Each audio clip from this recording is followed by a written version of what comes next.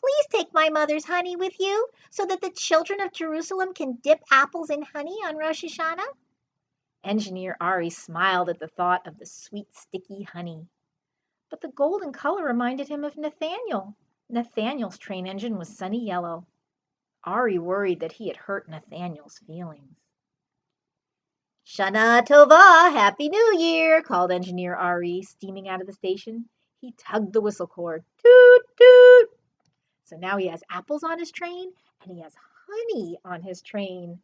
That's what the bees made, honey. Chug, chug, chug, chug, chug, chug, chug, chug, chug, chug, chug, chug, choo, choo. The train chug-a-lugged toward the gray foothills. Farmers waved from their wheat fields. At the next station, a baker and his son hurried out of the crowd carrying large sacks. The sweet smell of fresh bread filled the air. Oh, look at all those round challahs. They look delicious. "What smells so good?" asked Engineer Ari. "My son and I bake loaves of round challah," said the baker. "Please bring them to Jerusalem for Rosh Hashanah." Engineer Ari thought about Jessie again. She loved the smell of fresh bread. Ari wished he had not bragged to his friends. "Shana Tova, Happy New Year," called Engineer Ari, steaming out of the train station. He tugged the whistle cord. Toot, toot. Now his train has apples and honey and challah on it. Chug, chug, chug, chug, chug, chug, chug, chug, chug, chug, chug, chug, choo, choo. The train chug-a-lugged into a narrow canyon and began to climb slowly as the tracks curved through the steep hills.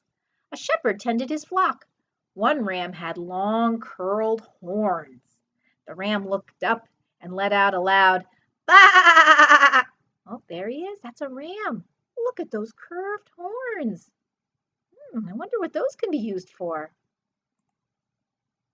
At the next station, a boy carrying a large basket on his head walked toward the tracks. He took a shofar out of the basket and blew a strong, deep note.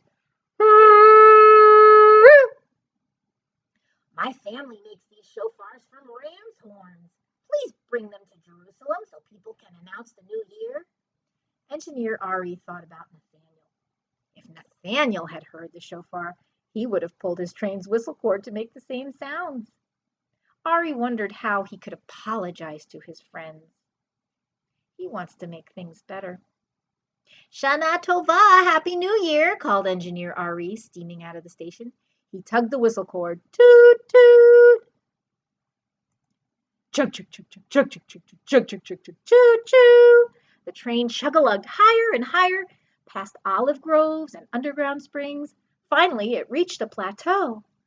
"I can see the Jordan River from here," said Engineer Ari with excitement. He added sadly, "I wish Nathaniel and Jessie were here too." Before he knew it, the great walled city of Jerusalem appeared in the distance. Ooh, what a neat-looking city. The train hissed to a stop. A crowd of people cheered. "Yay! The train is here!" Children surrounded the train, climbing onto the caboose and cab. They lifted out Rosh Hashanah treats. Do you remember what he brought? He brought apples, he brought honey, he brought challah, and he brought shofars. Engineer Ari hardly noticed, though. He was thinking about his friends. He looks sort of sad, doesn't he? "I hurt Jessie and Nathaniel's feelings when I bragged," he thought. "On Rosh Hashanah and Yom Kippur, we apologize for our mistakes. We do teshuvah. Teshuvah means turning ourselves around and promising to do better." Engineer Ari gathered an apple, a jar of honey, a challah, and a shofar for each of his friends. He patted the train's boiler again and said, "I need to turn you around so we can steam back to Jaffa. I want to find Jessie and Nathaniel and say I am sorry. I want to do teshuvah." "Shana Tova, Happy New Year," called Engineer Ari, steaming out of the station. He tugged the whistle cord. Toot, toot. Oh, how does he look now?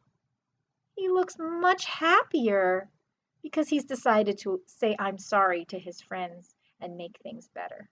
And I think he's going to have a happy new year. What do you think? Oopsie. All right, friends. Well, that was the story of Engineer Ari and how he said he was sorry for something he felt bad about on Rosh Hashanah. And if you've done anything that you feel kind of sorry for, you can make it better. You can say, I'm sorry. Maybe you can give that person a hug, or you can draw that person a picture, and you can say, next time I'll do better. Shana Tova, everyone. Happy New Year.